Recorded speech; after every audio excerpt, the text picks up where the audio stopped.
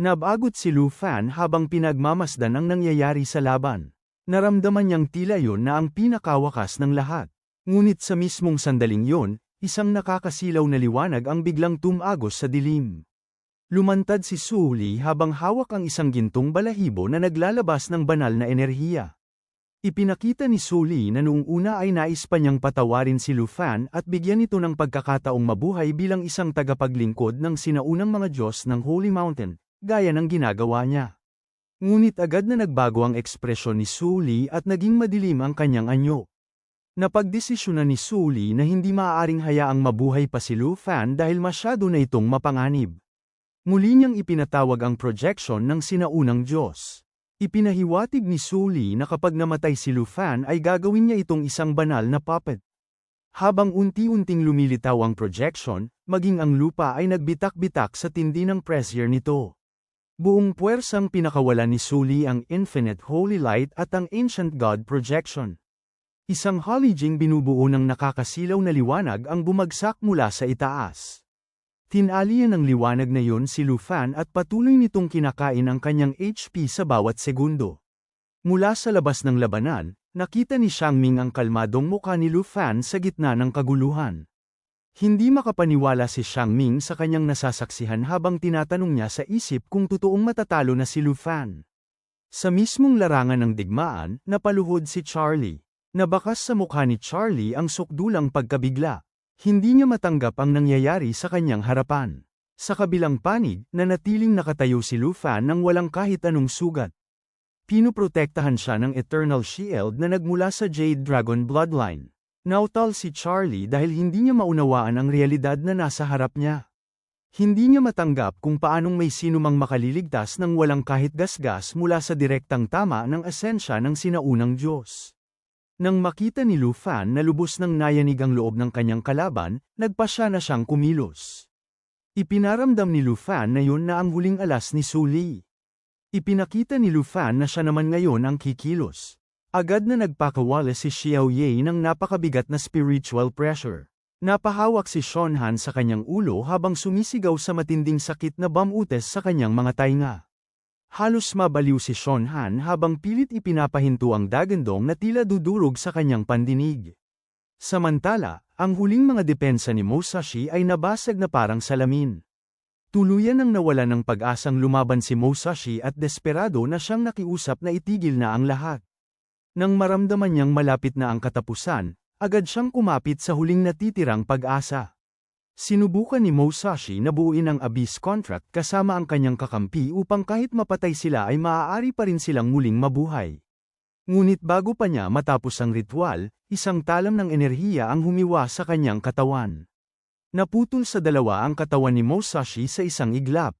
Malamig na ipinaramdam ni Lu Fan na wala nang muling pagkabuhay na mangyayari para sa gaya nilang basura sa araw na iyon.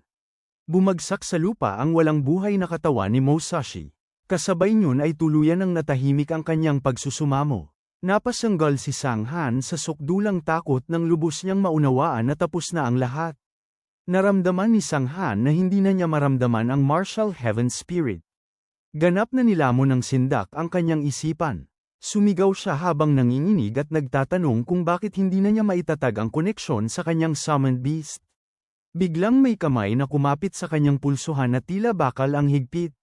Si Charlie, na pareho ring dinudurog ng takot, ay desperadong naghahanap ng paraan para mabuhay. Pinilit ni Charlie na makabuo ng kontrata kasama siya dahil hindi niya kayang mamatay sa nakapandidiring lugar na iyon. Sinubukan pa niyang ipaliwanag na huli na ang lahat. Ngunit mas mabilis si Lu Fan kaysa sa kanilang dalawa. Isang talam ng liwanag ang agad na pumutol sa leeg niya. Ipinakita ni Lu Fan na wala nang saysay ang kahit anong pagtatangka nilang iligtas ang isa't isa. Pinanood ni Lu Fan ang mabilis na pagtaas ng kanyang mga puntos at bahagya siyang ngumiti sa kasiyahan. Pagkatapos noon ay tila pinag-aralan pa niya ang mga natitira. Ipinaliwanag ni Lu Fan na sa loob ng kanyang Dragon Domain ay nakaselyo ang Summoning Arts. Ipinakita niya na hanggat wala ang halimaw ni Sang Han, hindi ito makagagawa ng kontrata upang iligtas si Charlie. Nang marinig ng lalaki ang malupit na katotohanan yon, nagawa na lamang niyang banggitin ang pangalan ng kanyang kakampi sa sukdulang kawalang pag-asa. Kasunod niyon ay nilamon na siya ng dilim. Samantala, ramagasa sa isip ni Charlie ang matinding takot sa kanyang mismong pag-iral. Hindi niya matanggap na ang isang tagapaglingkod ng sinaunang Diyos na tulad niya ay nasukol ng ganito. Hindi niya maunawaan kung bakit napakalayo ng agwat ng kapangyarihan ni Lu Fan kumpara sa kanya. Sa gitna ng desperasyon, ipinakita ni Charlie ang isang kumikinang na artifact na hawak niya sa kanyang kamay. Ipinahiwatig ni Charlie na matagal niya nang inipon ang alas na yun para kay Lu Fan. Naniniwala si Charlie na bulag si Lu Fan sa kapalaluan nito at hindi nito nakikita ang tunay na biyaya ng isang Diyos. Mabilis na ramagasa ang banal na enerhiya sa kanyang katawan. Sinimulan ni Charlie ang isang taimtim na panawagan upang humingi ng awa at kapangyarihan mula sa kanyang Panginoon upang durugin ang mga lapastangang tumatawa sa kanila. Ngunit hindi naghintay si Lu Fan na makumpleto pa ang pagbabagong yun. Ipinakita ni Lu Fan na hindi siya hanggal na papayag na makapag-ipon pa ng lakas ang kalaban. Kaagad niyang pinutol ang ritual. Sabay nito ay hinigop ang lakas buhay ni Charlie. Sa isang iglap, natuyo ang katawan ni Charlie at naging mistulang tuyot na bangkay. Maya-maya pa ay naging abo ang kanyang katawan. Mula sa abo ay may isang sinag ng gintong liwanag na mabilis na tumakas paitaas sa kalangitan. Agad na nakilala ni Lu Fan kung ano ang nilalang na yun.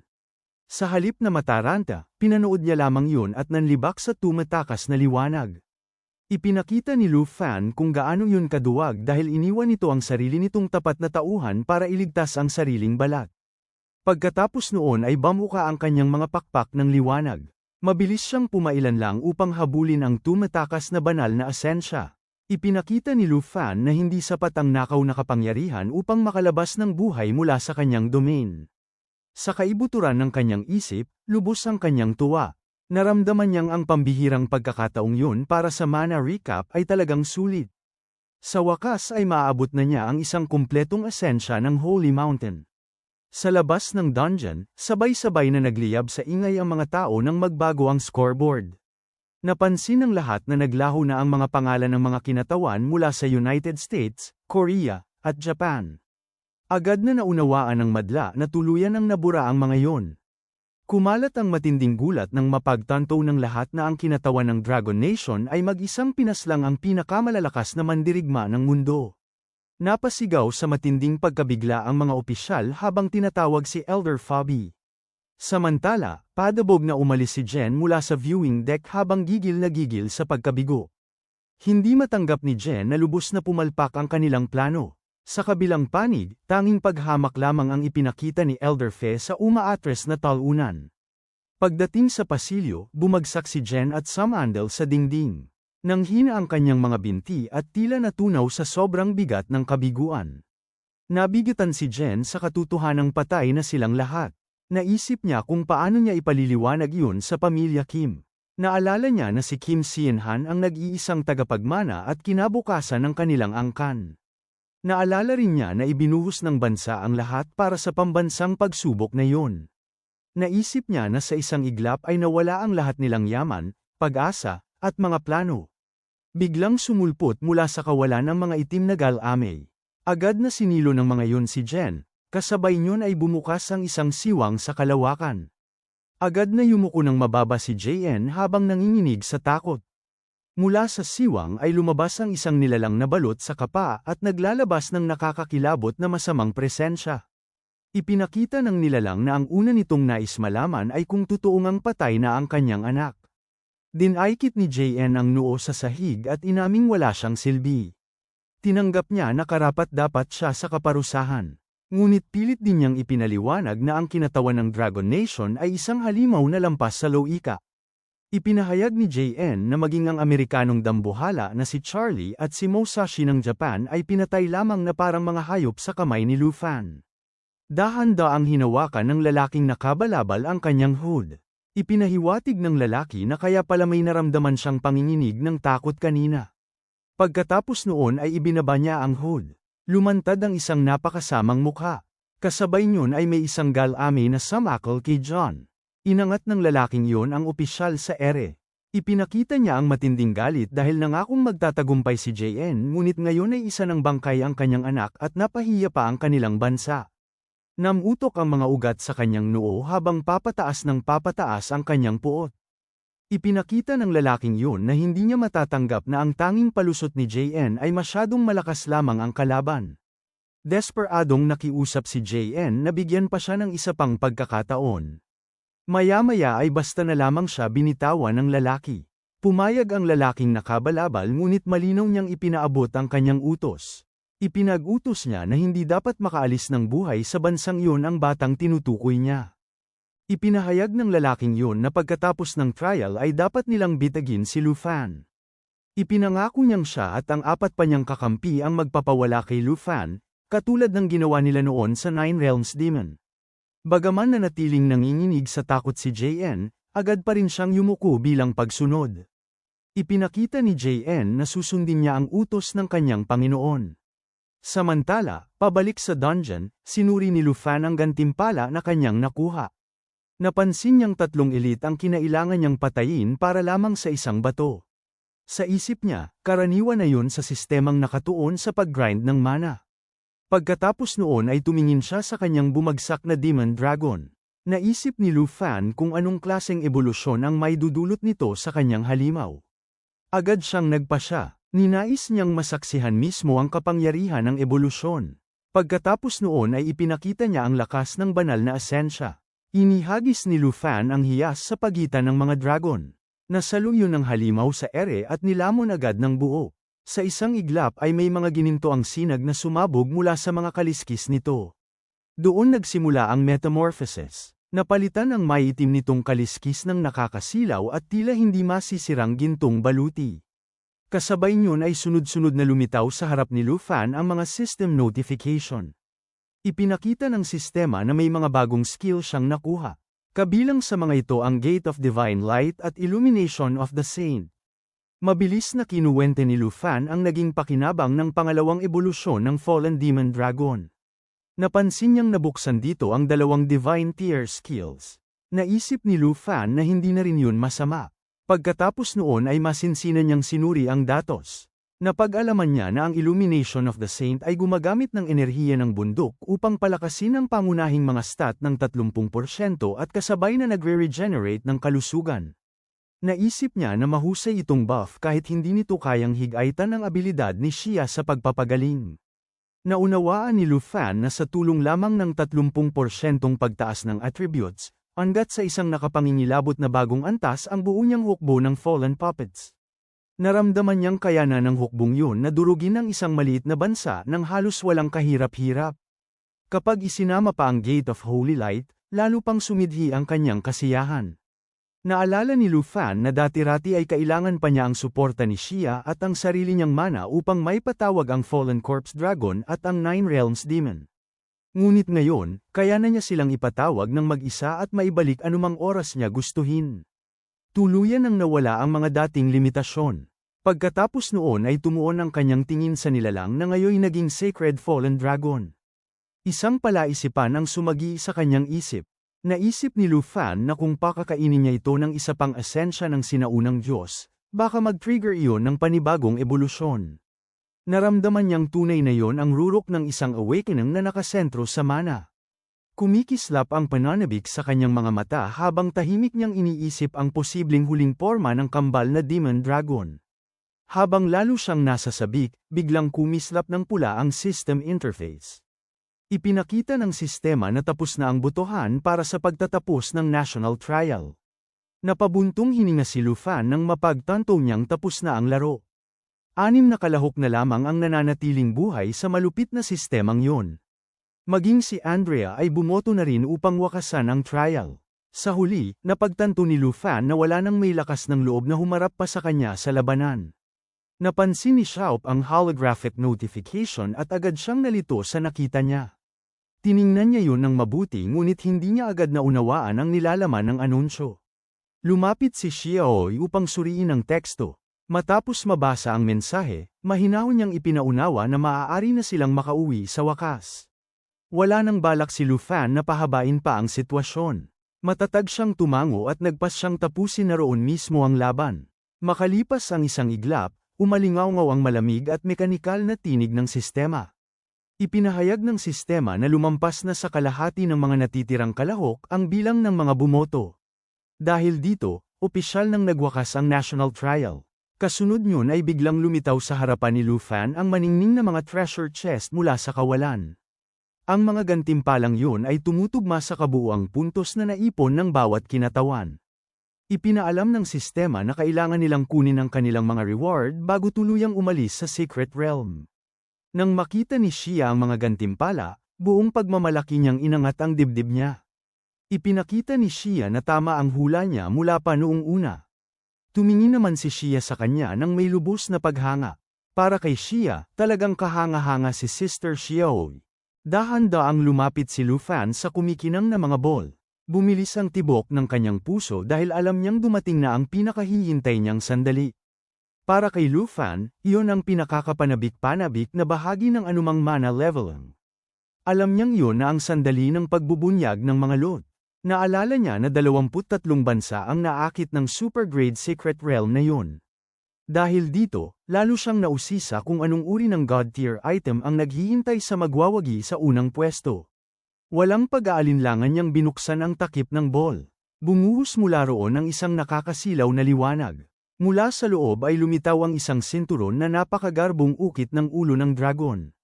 Lumaki ang mga mata ni Lu Fan at agad siyang binalot ng dalisay na saya.